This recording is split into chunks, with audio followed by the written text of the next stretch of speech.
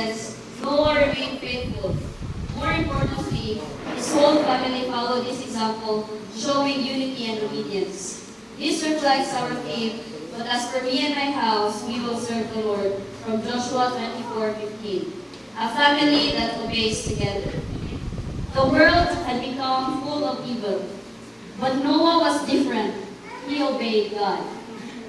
Ang Ginoo nagigsulti nako nga maghimo og angka. Kaya dunay paabot nga luno. Luno, unsaon man kini pagkahitabo nga wala may ulan? Katawan man taan di ba? Sagdi lang na, at least nagpumanta sa suko sa Ginoo. Sige pa, parang ka na mo.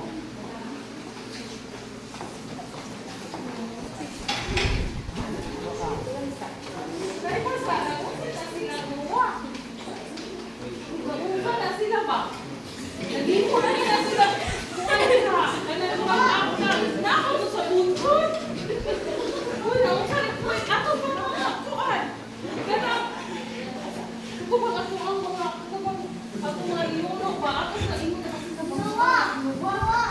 Ano kayo naman? Ay, kaasang ko na ni mo palikawon. Ang Ginoo nagigsulti nako ilo lang mga tuman. Daw, ang mga pamilya sa bawah.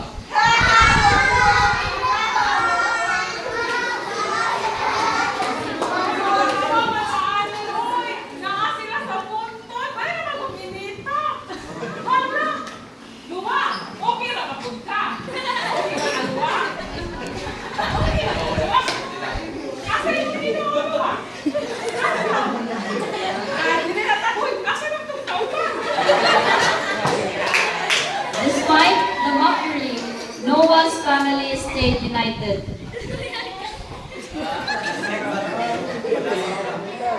Atong alagaan sa Ginoo nga magkahiusa.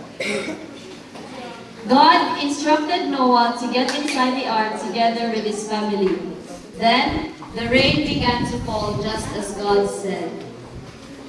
Noah, tabangin eh!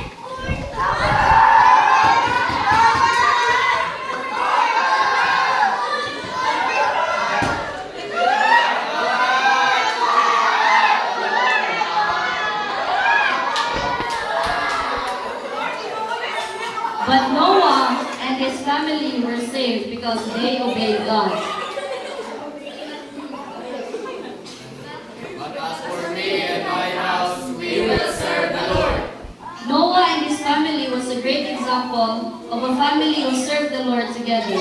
Despite the mockery, they continued to trust in God's plan. That's all they